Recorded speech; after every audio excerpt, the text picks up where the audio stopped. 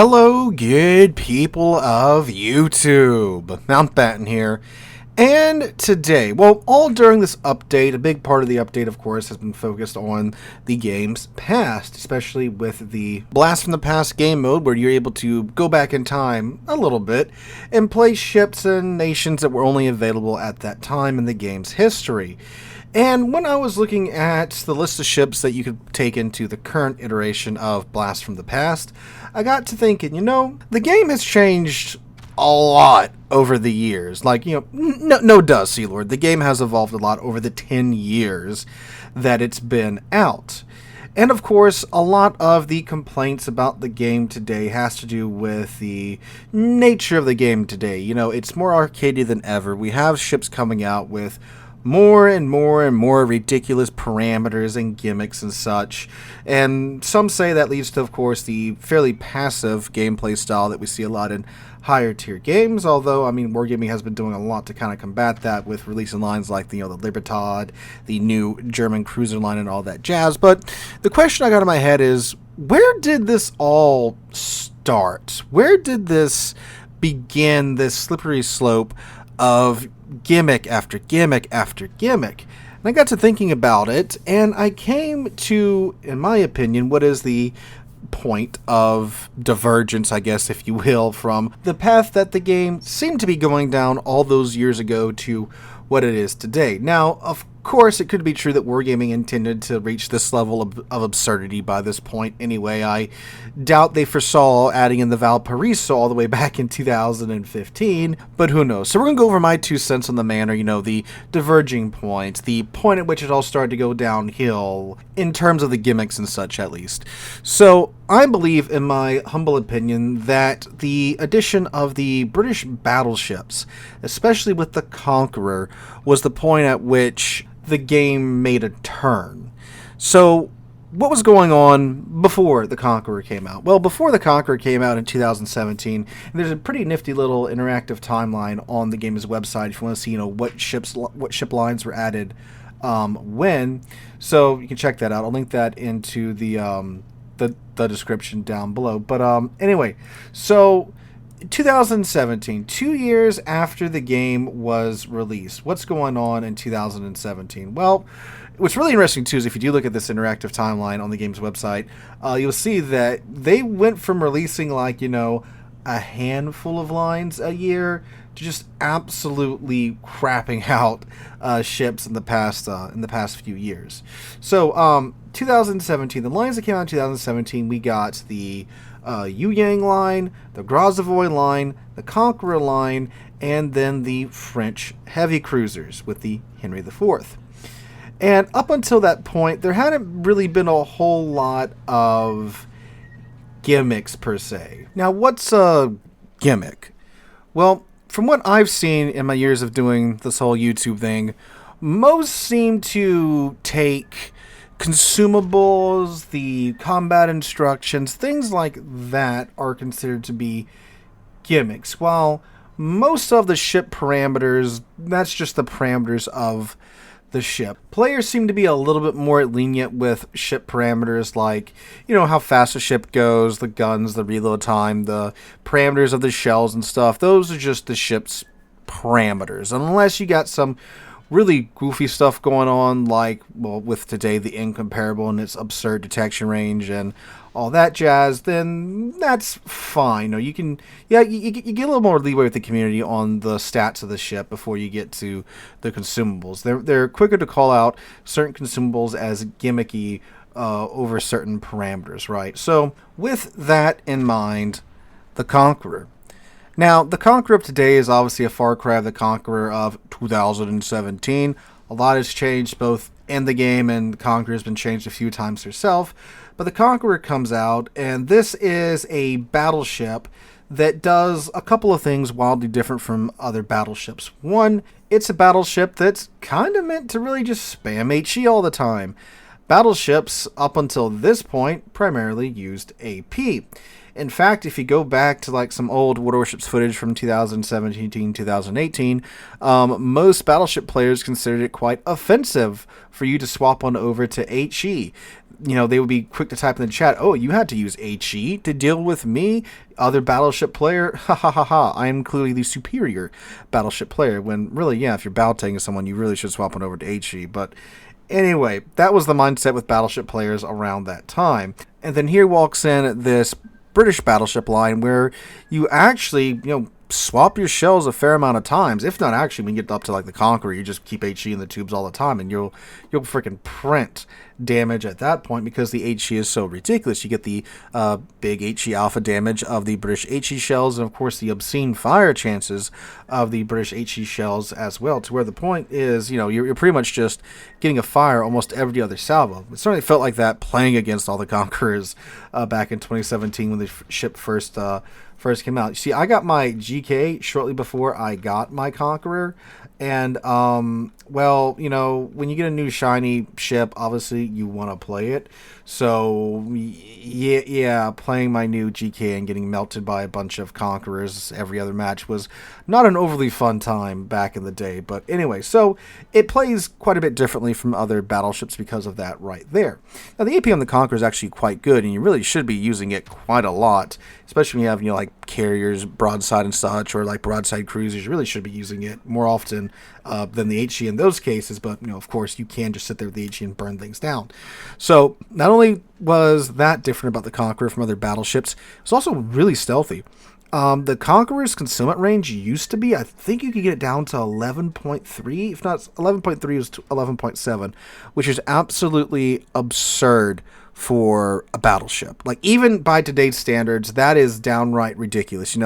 That the ship has better concealment than a lot of tier 10 cruisers back in 2017. Still has really good concealment today. Like, don't get me wrong, 12.5, 12.3 kilometers now, still really, really good.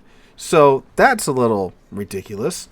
And then you get to the main party trick of the Conqueror, the Super Hill.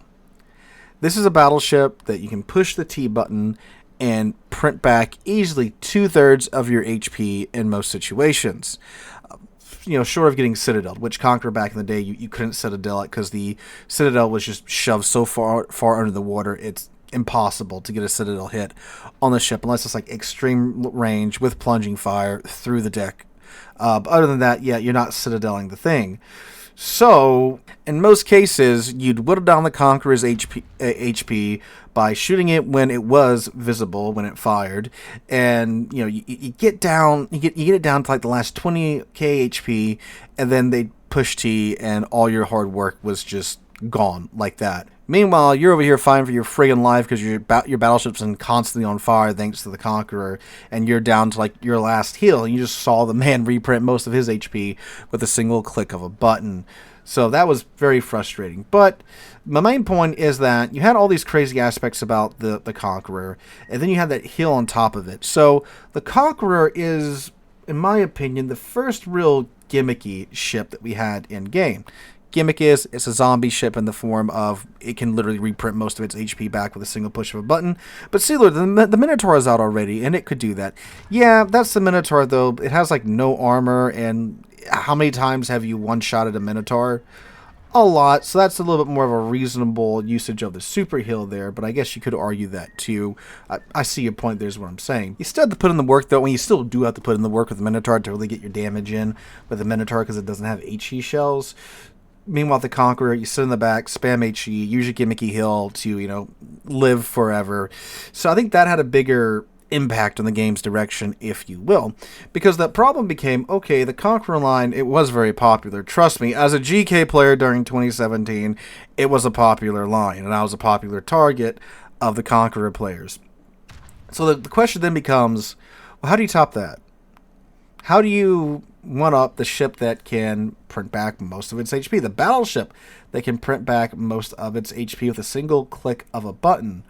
Well, the answer is you gotta do a little bit more when it comes to the gimmicks. Obviously, this didn't happen overnight where the Conqueror came out and then the next patch we started getting, the absurd ships with the funny buttons, the combat instructions, the crazy consumables and all that jazz.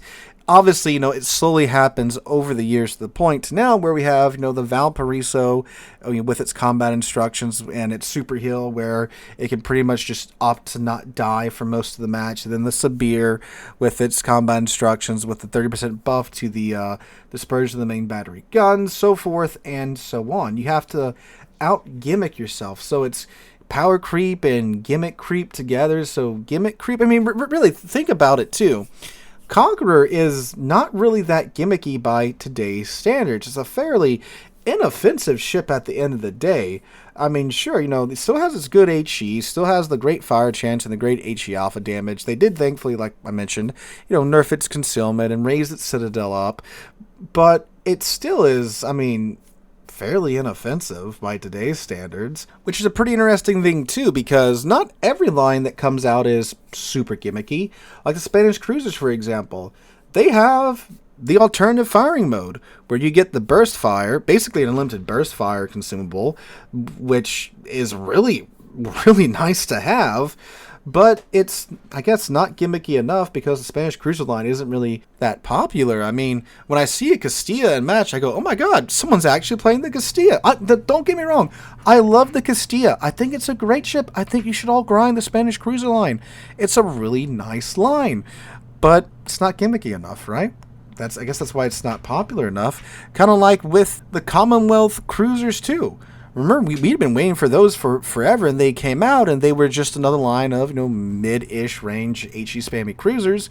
And a lot of players, myself included, said, oh, well, it's just, go play the Goliath. It's the same thing, but it's slightly better, even though, the Commonwealth line is geared for ASW duties, which is very much needed in today's World of Warships.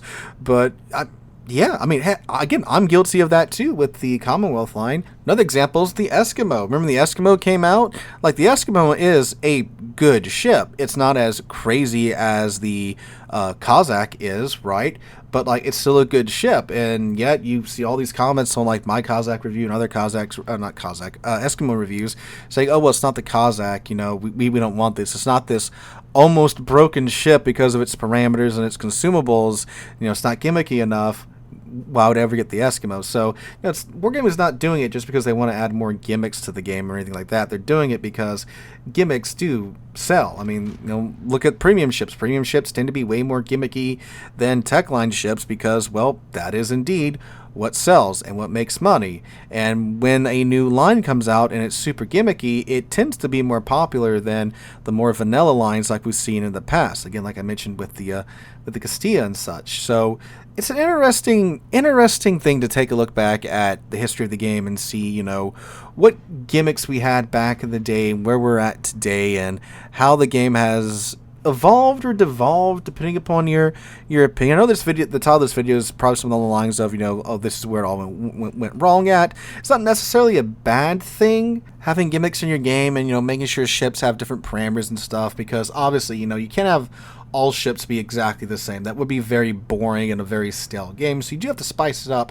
every now and then. Like I think some well done gimmicky or different ships, like premium ships from Techline ships. A lot of the Fletcher clones are good examples of this. Like the Velos is a slightly more gun-focused version of the Fletcher, which I think is pretty cool with a little mix of pan-European thrown in there, right? Things like that I think are pretty good and pretty well done. But again, too, like the Velos, you can go see a bunch of comments about the Velos on my video talking about how I think you should get her before she gets pulled from the shop for a bit. A lot of players are like, well, why would I do that? It's just a Fletcher, but it's slightly more gun focused.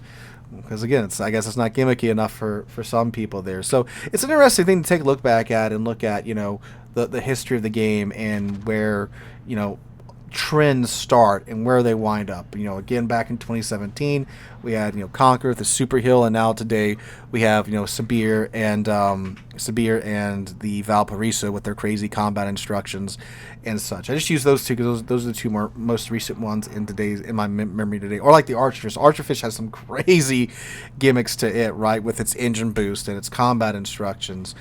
So yeah, that's another good example there. But that, in my mind, is where things started to travel down the path that got us to where we are today. Just my 2 cents on the subject and what I felt about talking about for today's video. So let me know in the comments down below. below. Do you guys agree? Do you think Conqueror was the divergent point for our timeline, I guess you could say?